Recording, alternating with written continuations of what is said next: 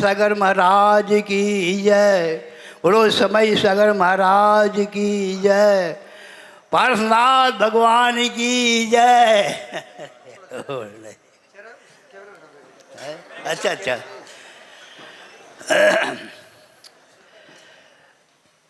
बोलो विनम सागर महाराज की जय।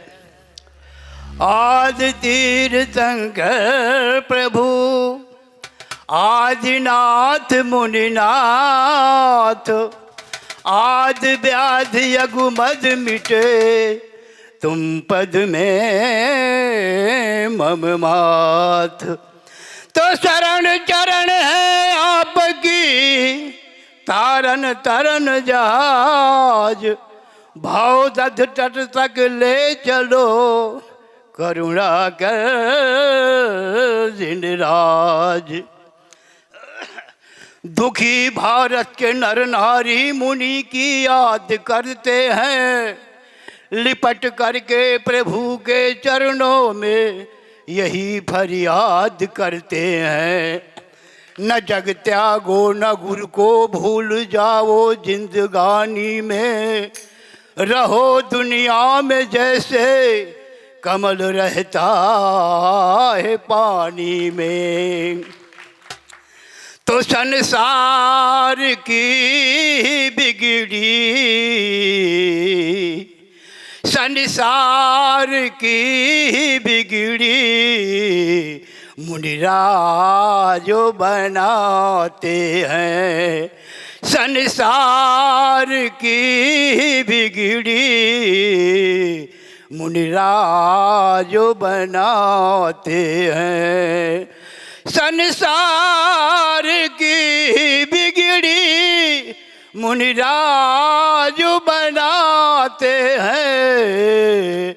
मुनिराज की बिगड़ी जिनराज बनाते हैं। मुनिराज की बिगड़ी जिनराज बनाते हैं। आए हो विद्यासागर तुम भर दीवान बन के, आए हो समय सागर तुम भर दीवान बन के, जीवन सफल हो जाए दर्शन तुम्हारे करके। जीवन सफल हो जाए दर्शन तुम्हारे करके। लाखों को तुमने तारा मुझको भी तार देना। लाखों को तुमने तारा मुझको भी तार देना। ये आपकी है आशा उस पार लगा देना। आए हो विनम सागर तुम भर दीवान बन के, बागी द्वारा में विराजे सब लोग करे दर्शन। बागी द्वारा में विराजे सब लोग करे दर्शन। सब लोग कहे रहे हैं महावीर है विराजे। सब लोग कहे रहे हैं महावीर है विराजे। आए हो समय सागर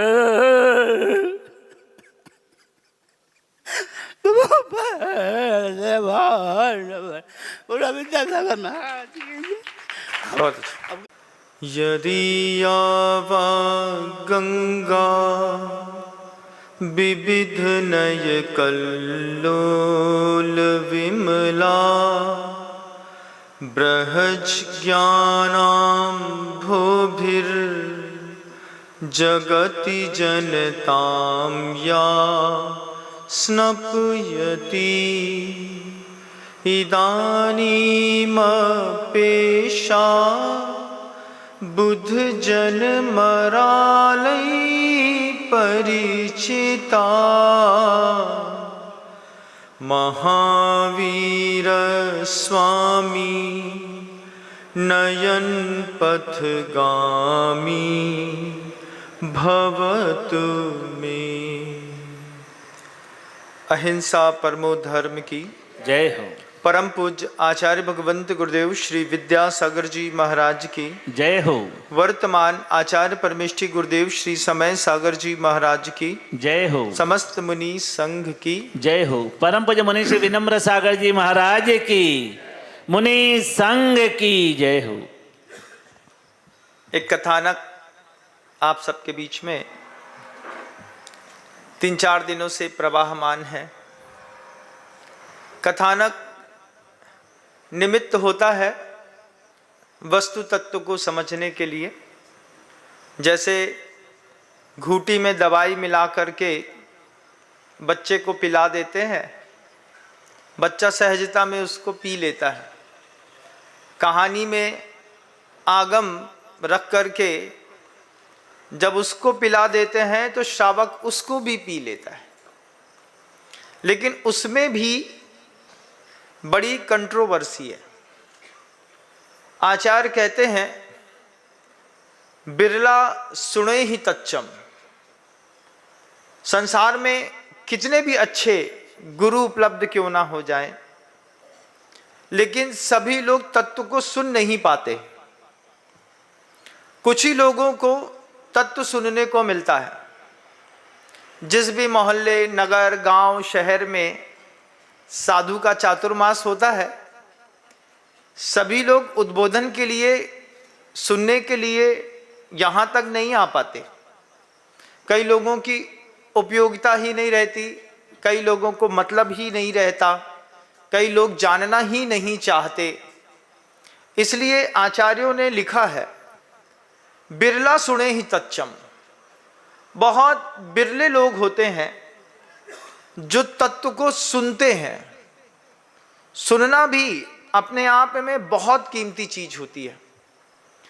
बहुत सारे लोग हैं, आप देखिए बड़े बड़े शहरों में साधु के चातुर्मास हो रहे हैं। उन चातुर्मास के स्थलों पर जब जनता, महाराज जब चातुर्मास में उद्बोधन देते हैं, श्रावक कहीं सो रहा होता है, दुकान खोल रहा होता है, कुछ और कर रहा होता है, लेकिन उद्बोधन सुनने की उसकी अंदर से एक इच्छा नहीं होती। आचार्य इस बात को जानते थे तो उन्होंने गाथा लिखी। गाथा में लिखा बिरला सुने ही तच्चम। बहुत कम लोग हैं, बिरले लोग हैं जो तत्व को सुन पाते हैं। बिरला जान ही तत्व सो तच्चम। उसमें भी और बिरले लोग होते हैं जो उस तत्व को तत्व के रूप में जानते हैं। यहां पर इतने सारे महानुभाव प्रवचन सुन रहे हैं, तो सुनने के लिए तो आ गए आप, उनमें से तो आप बिरले हो गए। लेकिन बिरला जान ही तच्च सो तच्चम। तत्व को भी तत्व के रूप में जानना, ये सबकी बस की बात नहीं है। प्रवचन सुनेंगे, सुनने के बाद जैसे ही बाहर निकलेंगे वैसे ही 4 चीजें हावी हो जाएंगी। कौन सी 4 चीजें? आचार्य कहते हैं स्त्री, काम, उसके बाद कषाय और इंद्रियां। ये 4 चीजों में प्रत्येक व्यक्ति कहीं ना कहीं संतृप्त हो ही जाता है। इन 4 चीजों का पूरी संसार में बहुत जलवा है। जो लोग स्त्री से मुक्त हो जाते हैं वे जरूरी नहीं कि वासना से मुक्त हो जाएं। वासना मुक्त होना अलग वस्तु, स्त्री मुक्त होना अलग वस्तु। स्त्री मुक्त है, वासना भी मुक्त हो, सौभाग्य है। स्त्री और वासना से मुक्त हैं, लेकिन कसाय मुक्त हो, यह भी सौभाग्य है। कसाय मुक्त में साधु भी नहीं आ पाते, उनको भी कसाय होती है। क्योंकि कसाय का उदय तो उनका भी चल रहा होता है। जैसी कसाय का उदय चलता है, 3 चौकड़ी तो चली गई, लेकिन संचलन तो रहती है। वो भी रहती है तो वो भी अपनी जघन्य या उत्कृष्टतम परिणामों के साथ साधुओं को भी परेशान करती है। तो या आप स्त्री से मुक्त हुए, वासना से मुक्त हुए तो कसाय में फंस गए। कसाय से मुक्त हुए तो आचार्य कहते हैं इंद्रियों का प्रभाव तो मनुष्य को संतप्त करता ही है। इन 4 चीजों में हर आदमी फंसा हुआ है। आप भी यहां से उठेंगे, इन 4 में 1, 2, 3 या 4, चारों एक साथ भी आपको प्रभावित कर सकती है। 1 भी प्रभावित कर सकती है, 2 भी कर सकती हैं, 3 भी कर सकती हैं, 4 के भंग भजनीय है। इसलिए गुरुवर कहते हैं कि जिनके मन के अंदर ये 4 चीज हैं, कांता कनक चक्रेण भ्रामयंती भुवनत्रयम। आचार्य कहते हैं इस बात को, सोने के और स्त्री के चक्कर में तीनों लोग परेशान हैं। ऊपर भी जाओगे ना तो वहां भी कांता और कनक चक्रेण भ्रामयंती भुवनत्रयम, उधर भी स्त्री और सोना 2 का चक्कर वहां मिलेगा। यहां पर भी स्त्री और सोने के चक्कर में पूरी दुनिया, सोना का मतलब गोल्ड, अभी रेट जितना बढ़ता है दिन में कम से कम 10-12 बार तो आप लोग चेक कर लेते होंगे कितना बढ़ा महाराज, कितना। फिर एक बार खोल करके देखा, लोगों के ऐप डाउनलोड होते हैं, चांदी में ज्यादा इंटरेस्ट आ रहा है, रोज बढ़ रही है। सोने में थोड़ा कम दिखता है, लेकिन देखता आदमी रोज है। ऊपर भी वही दिखता है। इंद्र को सामानिक इंद्र को देखता है, त्रायस्तिंस सामायिक को देखता है, पारिषद त्रायस्तिंस को देखता है, लोकपाल पारिषद को देखता है, सब एक दूसरे को देखते हैं। कांता कनक चक्रेण भ्रामयंती भुवनत्रयम बंधु, उधर भी स्त्री और सोने का जलवा है। इस पर्याय में भी स्त्री और सोने का अपना एक जलवा है। इसके बाद अधोलोक में चले जाओगे तो वहां पर भी इन्हीं 2 का जलवा है। नरक की बात नहीं कर रहा हूं, अधोलोक भी एक स्थान है जहां पर भी भवन इत्यादि होते हैं, वहां पर भी देव इत्यादि वहां पर भी रहते हैं। वहां पर भी कांता कनक चक्रेण भ्रामयंती भुवनत्रयम। जब आचार्य कितनी गहराई से किसी चीज को जानते होंगे, तब गुरुवर कहते हैं कि बिरला सुने ही तच्चम। एक तो बिरले लोग सुनते हैं, बिरला जान ही तच्च सो तच्चम, उसमें से भी बहुत बिरले होते हैं जो तत्व को तत्व के रूप में समझते हैं। उसके बाद गुरुवर तीसरे चरण में कहते हैं बिरला भावे ही तच्चम, और उसमें भावना के माध्यम से, ध्यान के माध्यम से और किसी उपयोग की शुद्धता के माध्यम से, तप के माध्यम से उस तत्व की वे बार बार भावना करते हैं। आप सुन के जाते हैं लेकिन भावना तो नहीं करते होंगे, क्योंकि आपका उपयोग शक्ति 1 घंटे तक भी स्थिर रह जाए तो बहुत बड़ी बात। इसके बाद आप तत्व को न तत्व समझते हैं, न उसको ध्यान के रूप में भाग करके बैठ करके देखते हैं, सेठ सुदर्शन के जैसे। उसके बाद आचार्य ने चौथे चरण में जो बात रखी है, बिरलाणम धारणा होदी। और कुछ बिरले लोग होते हैं जिनके मन के अंदर उस तत्व की सुनने के बाद, ध्यान करने के बाद, समझने के बाद धारणा बनती है। सुखमाल स्वामी का गुरुवर उदाहरण देते थे। सुखमाल स्वामी पूर्व भव की पर्याय में आरिका बनकर के उन्होंने घोर तप किया। पूर्व पर्याय में आरिका का जीव था, घोर तप किया।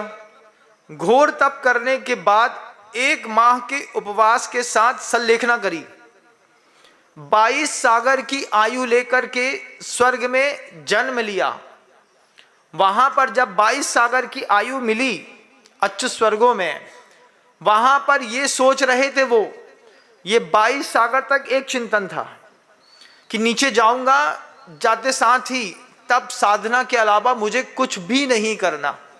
जिस व्यक्ति ने 22 सागर की आयु पर्यंत धर्म ध्यान किया हो, जिसके अंदर अपने आप में एक भाव बना हो, वहां से च्युत होकर के सुकमाल स्वामी नीचे आए।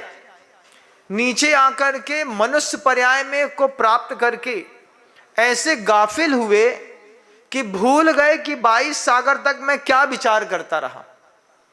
फिर जब उनको किसी निमित्त से प्रेरणा मिली, उस प्रेरणा के निमित्त से क्या सुकमाल स्वामी, उनका जब भी जीवन दर्शन पढ़ने में आता है, सुनते हैं, तो बार बार ऐसा लगता है जो आदमी कमल के पत्तों के बीच में रखे हुए चावल खाता था, अगर उसमें अतिरिक्त चावल डाल दिए तो वो राजा के सामने बीन बीन करके चावल खा रहे थे।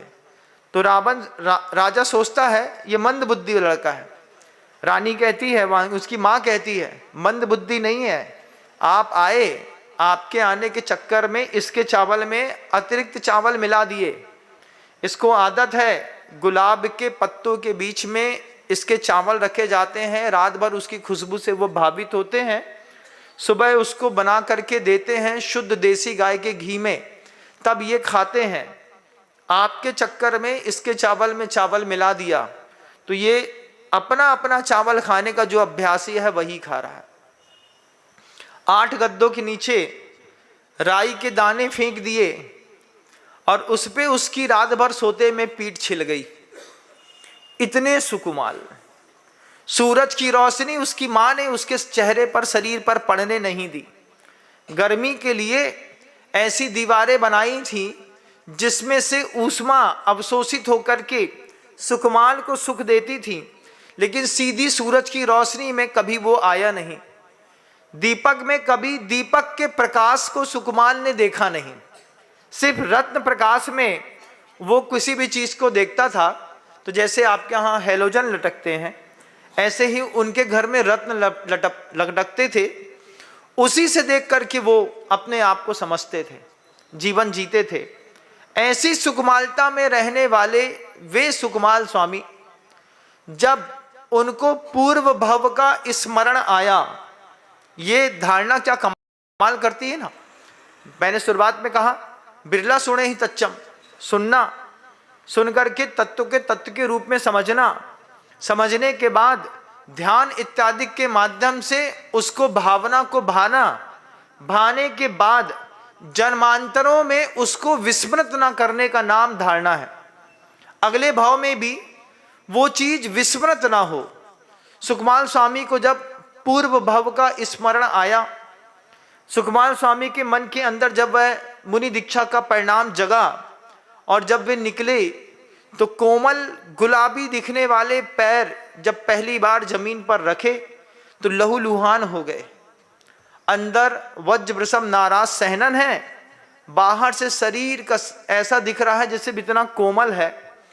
उसमें वे साड़ी से नीचे उतर करके जंगल गए, पैर में कांटे चुभे हुए हैं, चुपचाप समता के साथ खड़े हैं। क्यों? बिरलाणम धारणा हो दी, उनकी धारणा उनको स्मृत हो गई। जैसे उनको उनकी धारणा में पूर्व भव की 22 सागर की आयु की स्मृति आई, फिर उसके बाद वो रुके नहीं। हमारे आपके साथ दिक्कत है, हम बहुत अच्छा सुनते हैं लेकिन हमारी कोई स्मृतियां पूर्व भव की हमको स्मरण में नहीं आती। अगर एक व्यक्ति को भी पूर्व भव स्मरण में आ जाए, पूर्व की पर्याय में कोई विष्टा का कीड़ा होगा, कोई सुअर होगा, कोई नरक से आया होगा, कोई स्वर्ग से आया होगा, कोई मनुष्य से मनुष्य बना होगा, कोई बिल्कुल दरिद्री होगा, एक व्यक्ति को भी पूर्व भव स्मरण हो जाए तो सुकुमाल स्वामी जैसा वो भी जीवन जी ले। लेकिन पंचम काल में हमको पूर्व भव का स्मरण नहीं आता, तो इसी भाव में रम जाते हैं 4 चीजों में। कांता कनक चक्रेण भ्रामयंती लोकत्रयम, ये तो है ही, लेकिन स्त्री आती है, उसके साथ वासना पैदा होती है। वासना शब्द अपने आप में बड़ा रसयुक्त है। वो खुद कहता है वासना, जब भी 5 इंद्रियों में से किसी भी इंद्री की वासना आपके हृदय में पैदा होगी, वो आपको अपने आप में रहने नहीं देगी। वासना का मतलब काम से ना लेकर के 5 इंद्रियों के उपयोग से लेना होता है। स्पर्शन इंद्री की वासना कामेंद्री के रूप में मानी जाती है, रसना इंद्रिय और उपस्थ 2 को कामेंद्री कहते हैं, 3 इंद्रियों को भोगेंद्री कहते हैं। तो जो भोगेंद्री की वासना है और कामेंद्री की वासना है, इससे व्यक्ति परेशान रहता है। उसके बाद कसाय से परेशान रहता है, ये तो बिल्कुल तय है। किसी की अनंतानुबंधी है, किसी की अप्रत्याख्यान है, किसी की प्रत्याख्यान है, किसी की संजुलन है। संजुलन में भी जघन्य और उत्कृष्टतम परिणाम है। तो रंग तो बदलता है, रंग बदलने पर भी वे उस कसाय के उदय में अशुभ चिंतन नहीं करते, लेकिन गृहस्थ अशुभ चिंतन करके फिर एक नया कर्म बंध करता है। इसी कर्म बंध से मुक्त होने के लिए ज्ञान को जीवन का आधार स्तंभ बनाना पड़ता है। उसमें इंद्रियां भी परेशान करती हैं, 5 इंद्रियां, मन, ये भी परेशानी का संसार में बहुत बड़ा कारण है। सुखमान स्वामी ने जब धारणा पूर्व भाव में बनाई थी, उस धारणा का कमाल हुआ कि इस भाव में जब उन्होंने वे सारे तत्व को पुनः स्मृत किया, जाति स्मरण हुआ, पूर्व भाव का स्मरण हुआ, और जब उन्होंने साधना करी तो स्यालनी जांघ का मांस खा गई, लेकिन विरलाणम भावे ही धारणा होदी, जो बिरले लोगों को धारणा पैदा हुई, उस धारणा ने सुकुमार स्वामी को मोक्ष दिला दिया। आज हम सुनते हैं, सुन करके उसको तत्व को तत्व के रूप में नहीं समझते। समझने के बाद ध्यान या धारणा में, घर में, मंदिर में बैठ करके अगर सुबह के उद्बोधन का शाम को प्रायोगिक रूप आप ले आए, महाराज ने सुबह क्या कहा था, मंगलाचरण किसका किया था, कौन सी गाथा बोली थी, कौन सा सूत्र बोला था, उसमें महाराज का अंतर्भाव क्या था, अगर इसको प्रायोगिक रूप में आप ध्यान के रूप में लेते हैं, यही ध्यान कालांतर में जब आपको अविस्मरण, कभी विस्मृत नहीं होगा, तो ये धारणा के रूप में परिवर्तित होता है, तब देशना काम करती है। एक देशना इतनी सहज नहीं होती। अब आप सोचें, उनका जो लोग घर में बैठे सो रहे हैं, वे तो बेचारे इन चारों से गए। आप लोग जो सुन रहे हैं लेकिन तत्व को नहीं समझ रहे, वो 3 से गए। जो तत्व को समझता है लेकिन धारणा नहीं करता और ध्यान नहीं करता, वो 2 से गया। ध्यान वाला धारणा से गया और धारणा वाला संसार से गया। जिसकी धारणा सफल हुई, उसका पूरा का पूरा संसार, संसृति इति संसरणम, संसार कहते हैं, वो संसार से गया। यहां पर पिछले 3-4 दिनों से एक अजैन व्यक्ति को जैन मुनि बनने के बाद जैन आचार्य समझा रहे हैं कि ज्ञान क्या होता है, उस ज्ञान की उपलब्धता कैसे होती है, ज्ञान कैसे प्राप्त किया जाता है। सम्यक दर्शन की बात कल बताई थी, आज आचार्य ज्ञान को बता रहे थे। तो ज्ञान में सबसे पहले उन्होंने कालाचार लिया।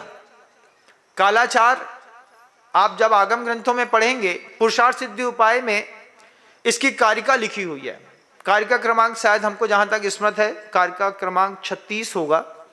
उसमें सम्यक ज्ञान के 8 अंग लिखे गए हैं। उसमें कालाचार को 4थे नंबर पर लिया है।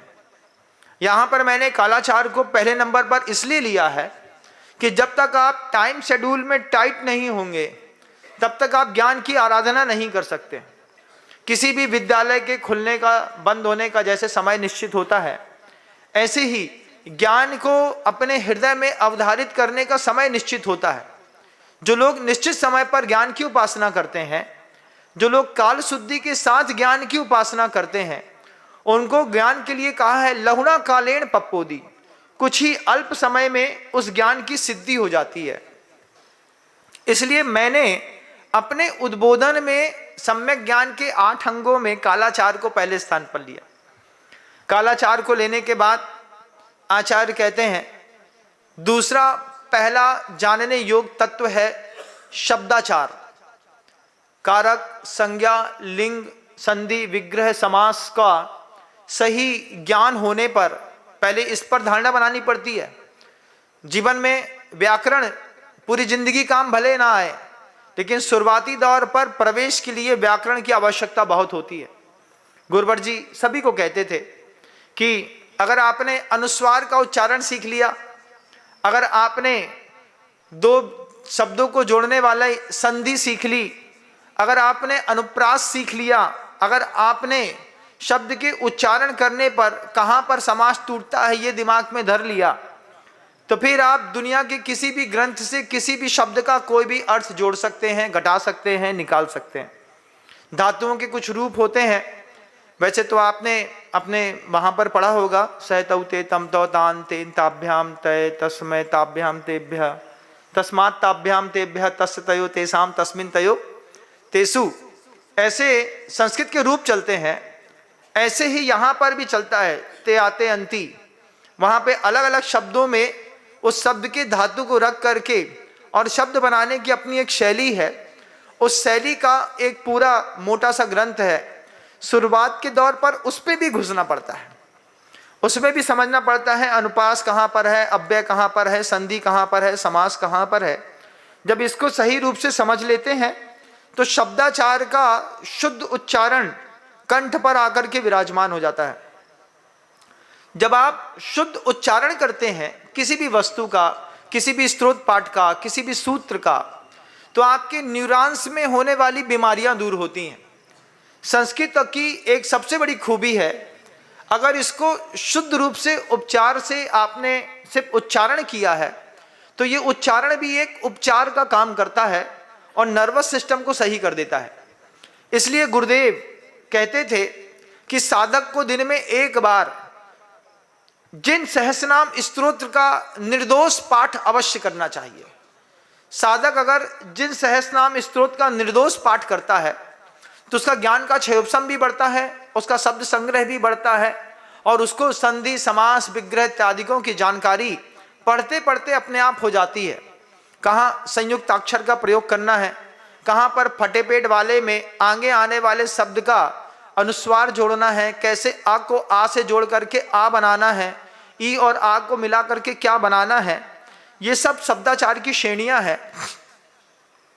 जब कभी भी सम्यक ज्ञान की उपलब्धता होगी उसमें कालाचार के बाद सबसे पहले शब्दाचार चाहिए, शब्दाचार के बाद अर्थाचार चाहिए।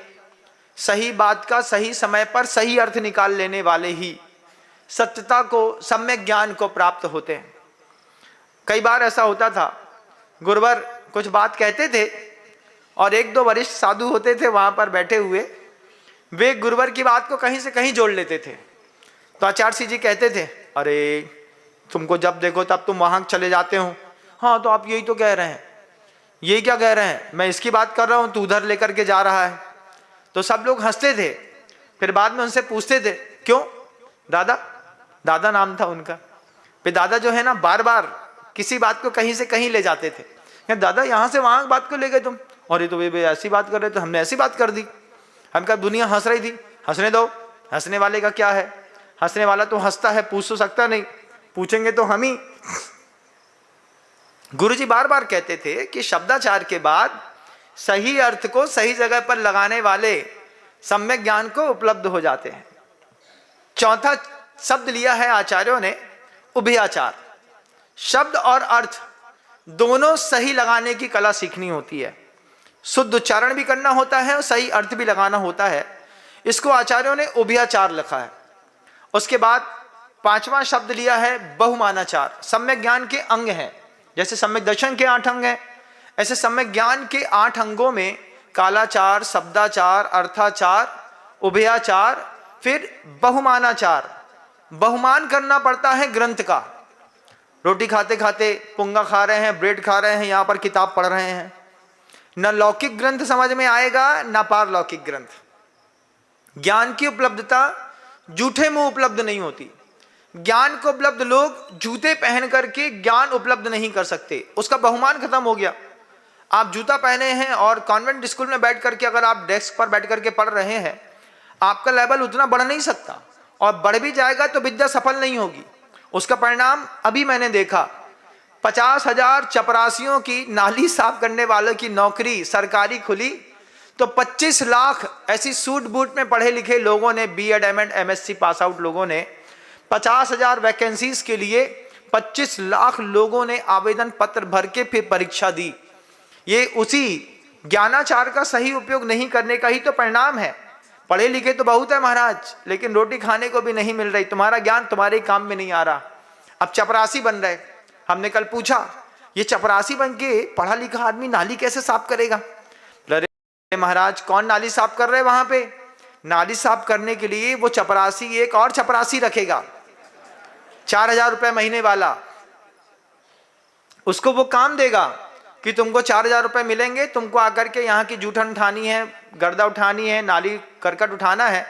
वो तो चपरासी की ड्यूटी में साहब बन के बैठेंगे और एक नया आदमी रखेंगे, क्योंकि सरकारी अफसर की नौकरी अगर मिल गई तो 50, 60, 65, 70,000 रुपए तो पक्के हैं ही है। और उसके बाद रिटायरमेंट के बाद एक होगा प्लस तो 1+ तो होता ही है, जैसे 1+ मोबाइल होता है वैसे 1+ तो मिलता ही है। उस चक्कर में 50,000 नौकरियों में 25 लाख लोगों ने चपरासी का आवेदन दिया।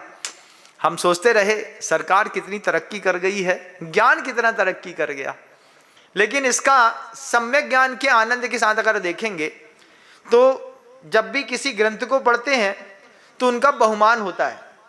अपने आसन को नीचे रखना होता है, माँ भगवती का आसन ऊपर होता है, जूठे मुंह कभी भी पढ़ा नहीं जाता।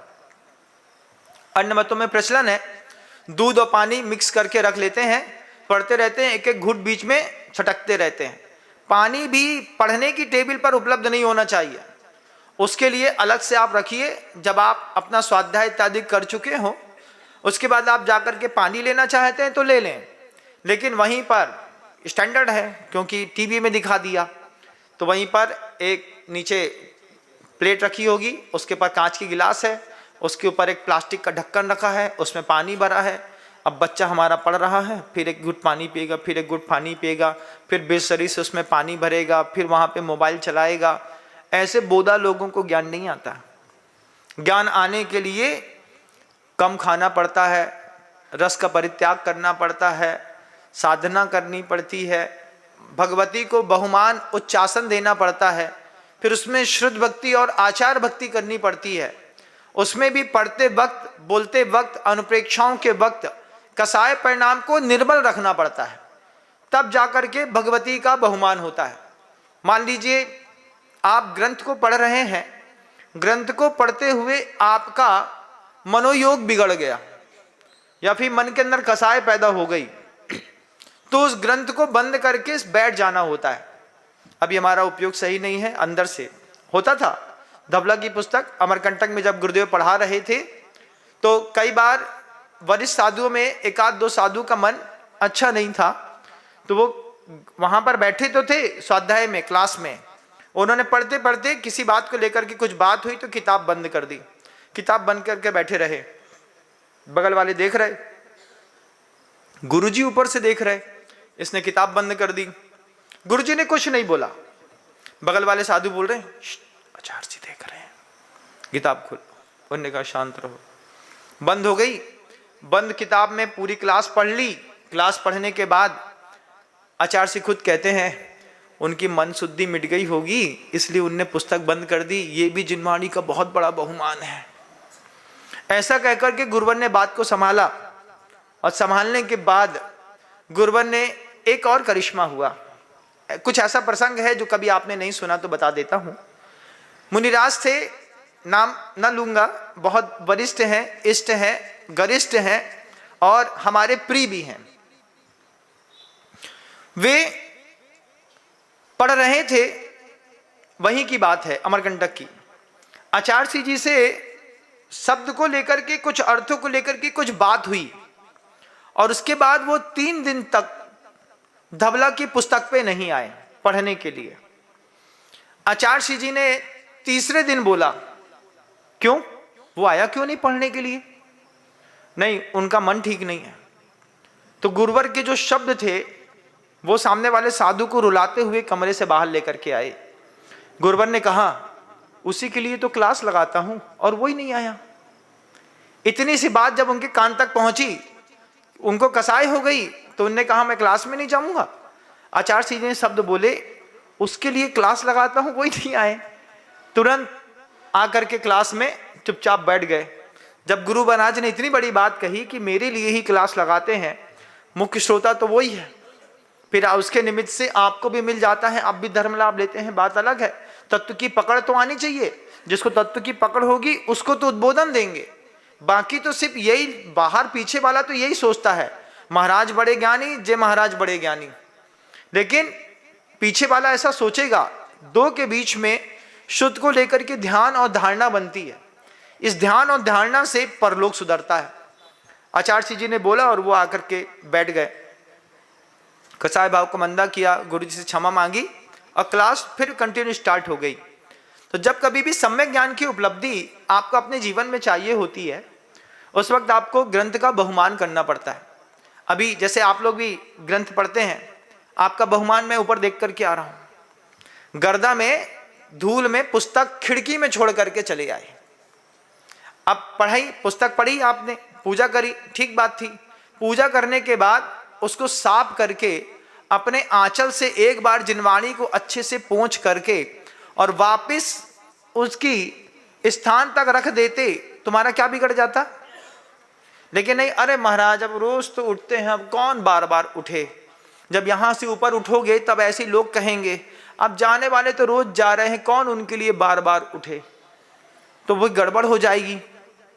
जब आपने मंदिर की अलमारी से पुस्तक निकाली थी तो आपका कर्तव्य था कि आप अपनी साड़ी के पल्लू से पढ़ने के बाद पूरी जिनवाणी को साफ करते, साफ करने के बाद यथा स्थान उसी अलमारी तक रख करके फिर वहां पे नमोस्तु करके फिर आते।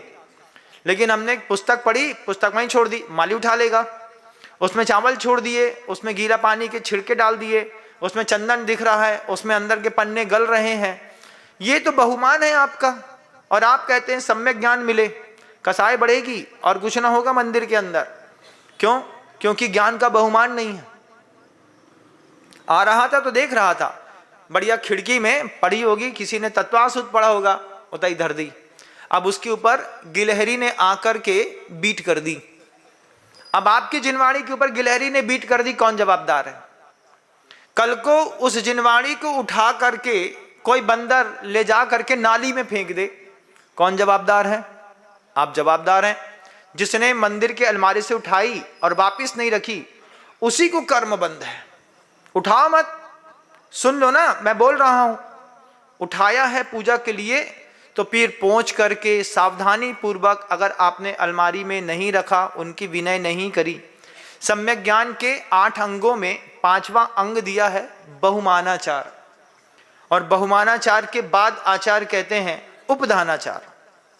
उपधानाचार का मतलब, जब कभी भी किसी ग्रंथ का स्वाध्याय करते हैं, स्वाध्याय करने से पूर्व में किसी अपनी एक इष्ट वस्तु का त्याग कर देते हैं। समय सार पढ़ रहा हूं, जब तक ये खत्म नहीं होगा तब तक मेरा इस चीज का त्याग है, और उस त्याग को कभी भूलते नहीं, उस त्याग को बरकरार रखते हैं। उस त्याग के माध्यम से ज्ञान की सिद्धि होती है, ना कि बढ़िया रबड़ी मलाई के माध्यम से ज्ञान की सिद्धि होती है। इष्ट और गरिष्ठ भोजन उम्मीद से ज्यादा खाने पर ध्यान कभी भी मस्तिष्क पर नहीं रहता, ज्ञान के ऊपर निद्रा का आवरण आता है। निद्रा के आवरण आने से क्षयोपशमिक जो ज्ञान होता है वो और धीरे धीरे उसकी शक्ति नष्ट हो जाती है, और एकदम से वो कई बार तो खत्म ही हो जाता है। तो उसके लिए आचार्य ने कहा उपधानाचार। उपधानाचार का मतलब, जब भी किसी ग्रंथ का स्वाध्याय करें, किसी चीज का त्याग कर दें। साधु भी एक ग्रंथ है, उसको भी पढ़ें तो कोई चीज का त्याग कर दें। 4 महीने के लिए महाराज हमारे गांव में हैं, जब तक महाराज जी हमारे गांव में रहेंगे तब तक मैं अमुक वस्तु का त्याग करता हूं। इस उपधान के साथ उद्बोधन भी सुनने पर, प्रवचन इत्यादि को सुनने पर प्रवचन जीवन में सिद्ध हो जाते हैं, और मुसीबत के वक्त पर लाइन, पंच लाइन जितनी भी निकलती हैं वे याद आ जाती हैं। इसको कहते हैं उपदानाचार। उपदानाचार के बाद आचार्य कहते हैं अनिन्नवाचार। अनिन्नवाचार का मतलब, जिस गुरु से आपने ग्रंथ पढ़ा है उस गुरु का नाम नहीं छिपाते। मान लीजिए मैंने कोई चीज पढ़ी गुरुदेव से पढ़ करके समझ करके आया, किसी ने हमसे कहा महाराज आपके ज्ञान का क्षोभसम तो बड़ा जबरदस्त है। तो हमने कहा हाँ, हमारे ज्ञान का क्षोभसम शुरुआत से ऐसे ही है। अरे हम जनजात ऐसे ही हैं भैया, हमें तो सब अपने आप समझ में आ जाता है। तो वो रोबोट नहीं बनना है कि किताब को ऐसा ऐसा किया और पूरा याद हो गया। कैसे हुए? गुरुदेव ने पढ़ाया, पढ़ाने के बाद दूसरे मुनि महाराजों ने उसमें सहयोग दिया। सहयोग देने के बाद जब दूसरे महाराजों ने पेपर लिए, समझाया बुझाया, बहुतों की मेहनत लगी, तब ज्ञान आया। तो जिसने जिसने ज्ञान में सहयोगी बना है उस ज्ञान गुरु का नाम ले लो। लेकिन अगर हम कह दें कि अनिन्नवाचार हो गया ये, कि हमने किसी का नाम छिपा दिया और अपना क्रेडिट ले लिया, इससे शरीर का रंग काला पड़ जाता है गुरु का नाम छिपाने पर। मुनिराज की कथा आती है, उन्होंने कहा आपने दीक्षा किससे ली? तो अपने गुरु का नाम न लेकर के मैंने तो साक्षात वर्धमान स्वामी से दीक्षा ली है और उन्हीं से दीक्षा लेकर के मैं यहाँ पर आ रहा हूँ। उन्होंने ऐसा कहा और पूरे के पूरे शरीर का रंग काला पड़ गया। तो कालाचार, शब्दाचार, अर्थाचार, उभयाचार, विनयाचार, बहुमानाचार, उपधानाचार और अनिन्नवाचार, इस प्रकार के सम्यक ज्ञान के 8 अंगों का आचार्य महाराज ने उस मंत्री मुनिराज को उपदेश दिया। मुनिराज बहुत गंभीर भाव से इस सब को सुन रहे थे। लगातार वे अपनी धारणाओं को बदल रहे थे। पहले दिन जितना उनका मोह प्रबल था, गुरुओं के उपदेश सुनते सुनते उनका मोह धीरे धीरे घट रहा था। सम्यक दर्शन के 8 अंग, सम्यक ज्ञान के 8 अंग मुनिराज ने अपने मन के अंदर रख लिए। आचार्य कहते हैं दर्शनावर्णी, ज्ञानावर्णी, वेदनी, मोहनी, आयु, नाम और गोत्र, इनकी स्थितियों को सामान्य करने के लिए पुरुषार्थ करेंगे, बीच में ज्ञान अपने आप उपलब्ध होता चला जाएगा। जैसे जैसे चारित्र बढ़ेगा, जैसे जैसे सम्यक दर्शन प्रगाढ़ होगा, ज्ञान की स्थिति अपने आप में गंभीर होती जाएगी। आपको ज्ञान की ही तो अपेक्षा है। जब महाराज से वापस उस आश्रव तत्व के बारे में सुना, उस ज्ञान के बारे में सुना, महाराज ने महाराज के सामने हाथ जोड़ करके कहा, गुरुदेव जीवन धन्य हुआ आप जैसे गुरु को पा करके। आचार्य ने कहा आप कहीं और से आए हैं, आपकी धारणा कुछ और होगी, लेकिन तत्व विज्ञान को समझने के लिए आश्रव, संवर और निर्जरा, ये 3 शब्द ऐसे हैं दुनिया के किसी ग्रंथ में नहीं मिलेंगे। जैन दर्शन की ही एकमात्र ऐसी उपज है आचार्यों की कि वो आपको आश्रव तत्व के बारे में, संवर तत्व के बारे में, निर्जरा तत्व के बारे में बताते हैं।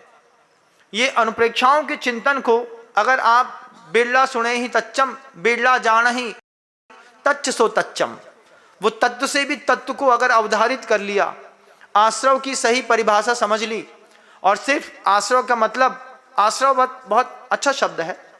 श्राव का एक श्रव शब्द होता है, श्रव शब्द का मतलब होता है झरना, स्रवती, आश्रवती। श्राव का मतलब, श्राव शब्द आप लोग अपने दैनिक उपयोजक में भी कहीं पर लेते हैं। श्राव का मतलब होता है बहना, आश्रवती का मतलब अंदर की ओर बहना। कर्मों की स्थितियां आश्रवती, अंदर की ओर जब बहती हैं उसको आश्रव कहते हैं, और कर्मों को अंदर आने वाले उस बहाव को रोक देने का नाम संवर है। संवर क्या है? अगला तत्व आचार्य ने रखा। आचार्य चाहते थे कि ये जितनी जल्दी प्राथमिक कक्षा को पार कर ले उतना अच्छा है, लेकिन जल्दीबाजी भी होती नहीं है। समय पर ही सदा न फूले खेत की, सदा न सावन होए, माली सींचे 100 घड़ा, ऋतु आए फल होए।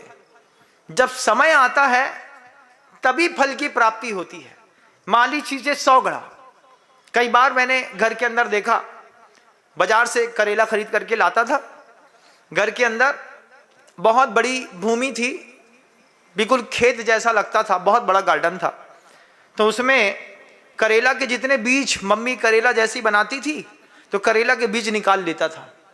करेला के बीज निकाल करके पता था इस बीज से पेड़ निकलता है करेला का। तो करेला अच्छे लगते थे बचपन में। करेला माँ के हाथ का तो फिर किसको अच्छा नहीं लगता। माँ कुछ भी बनाए तो अच्छा लगता है, चाची बनाए तो अच्छा नहीं लगता। चाची के हाथ की रोटी और माँ के हाथ की रोटी में जमीन आसमान का अंतर है। क्यों? क्योंकि उसको साथ जीने की आदत है, उसके साथ अलग ही एक अनुभूति है, स्पर्श है। पैदा होते साथ ही जिसने हमारी हार्ट बीट अपनी हार्ट बीट के साथ मिला करके नॉर्मल किया हो, उसी की हार्ट बीट से अपनी हार्ट बीट चलती है।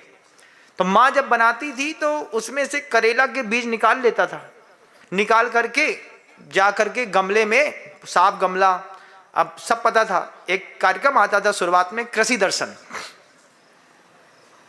आप लोग को याद हो नहीं हो मुझे पता नहीं है। दूरदर्शन में शाम को 7 बजे कार्यक्रम आता था कृषि दर्शन। तो आधा घंटा वो कृषि दर्शन कार्यक्रम दिखाते थे 7:30 तक।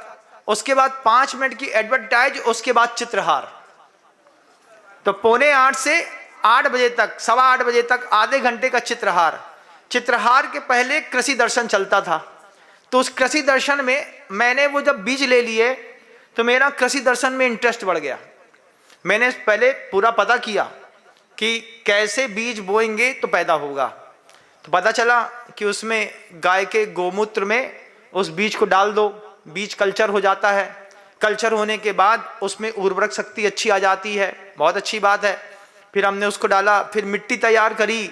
मिट्टी तैयार करने में गाय का गोबर लेकर के आए, मिट्टी में मिलाया, गोमूत्र डाला, उसको पूरा ऊपर नीचे किया, उसको खिलाया, धूप लगाई, फिर मिट्टी को उसमें भरा।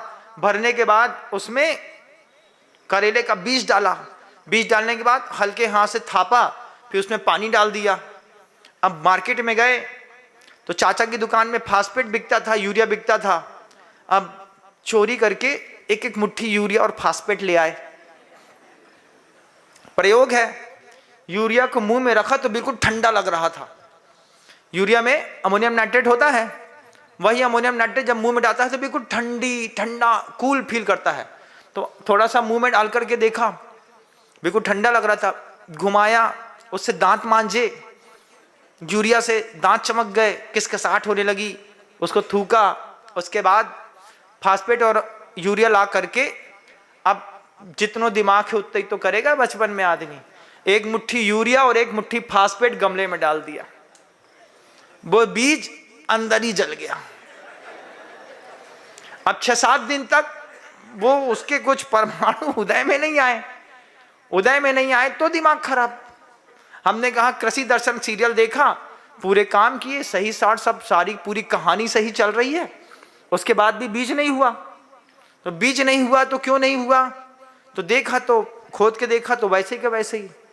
फिर किसी ने बताया, पता किया, पता करने पर तुमने यूरिया ज़्यादा डाल दिया, फास्फेट ज़्यादा डाल दिया। 2 दाना यूरिया का डालते, 2 दाना फास्फेट डालते, इतने में काम हो जाता। हमने कहीं फालतू में एक मुट्ठी चुराई, 2 दाना लेके आते, दूसरे चाचा की दुकान में गए, वहां से बोले थोड़ा सा चाहिए सेठ। अगली बार चुरा के लेके गए थे तो हमारा बीज खराब हो गया। दूसरे से लेके गए, ले जाने के बाद डाला, अब इंतजार कर रहे हैं। अब इंतजार ना हुआ अंदर में, तो चौथे दिन खोद करके देखा इसमें बीज निकला कि नहीं निकला। आंख से देखा नहीं निकला, वापस डाल दिया। अब जितनी बार आप उस पड़े हुए बीज को खोदेंगे उसके विकास की यात्रा नहीं हो सकती। अब ये बात अबोध अवस्था में समझ में नहीं आती थी। आपने भी ऐसे प्रयोग किए होंगे अपने जीवन में, ऐसा नहीं कि नहीं किया होगा। हम वो लोग हैं जो प्रैक्टिकली करके कुछ सीखते हैं। अब उसमें सीखा, मैंने देखा कि बीज नहीं हुआ, बीज नहीं हुआ, बीज नहीं हुआ, बहुत धारणा खराब हो गई हमारी। फिर उसके बाद हमने पूरे बीज निकाल के फेंके। फिर 5 रुपए गए, सब्जी मंडी से बीज लेकर के आए, माली को दिया। माली ने कहा 2 महीने बाद इसका फल खाने मिलेगा। हमने कहा मिलेगा तो ठीक जगह है, तुम पहले बो के बताओ। कुछ नहीं किया उसने। गैया बनी थी, गाय का वैभव था घर के अंदर। गौधन गजधन को वैभव कहते हैं। अगर गाय घर के अंदर शुद्ध देसी नस्ल की गाय मिल जाए, वो बिल्कुल पीला पीला दूध देती हो, तो ज्वेलरी की साफ बेकार है, गाय का दूध साकार है। इसको आचार्यों ने धन को वैभव कहा है। तो गाय का वैभव घर के अंदर था। वो जिस क्यारी से होकर के जाता था उसके पीछे जाकर के कुछ नहीं किया उस माली ने, उठा करके ऐसा फेंक दिया, बोले चलो हो जाएगा अपने आप। अपने आप बीज ने नमी पकड़ ली, अपने आप मिट्टी पकड़ ली, अपने आप पौधा पैदा हो गया। अपने आप 2 महीने बाद छोटे छोटे करेले लटक करके उसमें तैयार हो गए। फिर बाद में समझ में आई, सदा न फूले केत की, सदा न सावन होए, माली सींचे 100 घड़ा, ऋतु आए फल होए। जब समय आता है तभी समझ में आता है। किसी को शुरुआत में समझ में आता है, किसी को 80 साल की उम्र में, किसी को उसमें भी समझ में नहीं आता। इसीलिए दुनिया भर में तरह तरह के साधु मिलते हैं। कोई 20 साल की उम्र वाले, कोई 80 साल की उम्र वाले। 80 साल की उम्र वाले साधु को देखो, उनसे का बब्बा मरद मरद दीक्षा काय लई, बेटा ज्ञान को दिया अब आई जलो। बे ठीक है, कम से कम ज्ञान का दिया, उनके जल गया। आपका तेरा क्या होगा रे कालिया, तेरा तो दिया ही नहीं जला, तू सुन बस रहा है। बिरला सुने ही तच्चम में स्थित है, बिरला जाने ही तस् तो तच्चम, ये इसमें बुद्धि नहीं चलती। फिर धारणा और ध्यान में आना और मुश्किल है। कितने सारे गुरुओं के उपदेश सुने, मृत्यु की सैया से पूर्व में भी व्रत ग्रहण नहीं किया, तत्वार सूत्र का सूत्र तुम्हारे ऊपर लग जाएगा। निःशील व्रतत्तम च सर्वेशाम, चारों गतियों में से किसी भी गति में तुम्हारा जन्म हो जाएगा। यहां अच्छे दिखने वाले लोग, पता चला कल छिपकली बनकर के इसी मंदिर में भगवान के ऊपर उल्टे टंगे हैं, देख रहे हैं। छिपकली को जब उल्टी टंगी रहती है ना, कोई इसको देखता है, तब उसको देखना, उसकी आंखें से खुल जाती हैं, धड़कन ऐसी ऐसी ऐसी ऐसी ऐसी ऐसी तेज हो जाती है, बहुत तेज हार्ट बीट होती है। 180 टाइम्स वो 1 सेकेंड में बीट करती है छिपकली की हार्ट बीट। किसी को देख करके अपने पास में धक धक धक धक धक धक, सबसे ज्यादा डरपोक छिपकली, और लोग उससे सबसे ज्यादा डरते हैं। जरा सा उसको भय पैदा हुए नहीं, सबसे पहले पूछ छोड़ करके अपनी डराने की कोशिश करती है, लोग देख करके भाग जाते हैं। रात में तो क्या है, रात में सोते में भी छिपकली के दर्शन हो जाए ना, तो जब तक वो छिपकली घर से बाहर ना निकलेगी तब तक घर की छिपकली घर में नहीं घुसेगी, वो बाहर ही है। पहले छिपकली बाहर करो, उसके बाद हम सोएंगे। यहाँ पे भारी मुसीबत है भाई। हम कहते, हमारे यहाँ तो हमारे निर्मोह सागर जी महाराज हैं, कुंडलपुर में उनके घर कमरे में कोबरा घुस गया। अभी 4 साल पहले की बात है। वे पाटे में सो रहे थे, वे बोलते हैं अरे यार अब तुम आ ही गए हो, कौन उठे रात में, तो तुम उधर कोने में सो जाओ, हम यहाँ सो जाते हैं। साधु कोबरा के साथ सो सकता है, तुम छिपकली के साथ नहीं सो सकते। वो तो भला हो प्रसाद सागर जी महाराज का।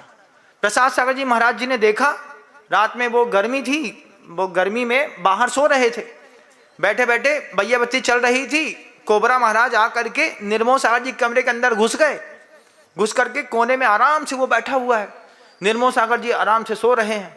प्रसाद सागर जी ने देखा, देख करके उन्होंने निर्मोह सागर कमरे में घुसे, लाइट जलवाई, तुरंत देखा तो महाराज मैं नागिन तू सपेरा बैठे थे।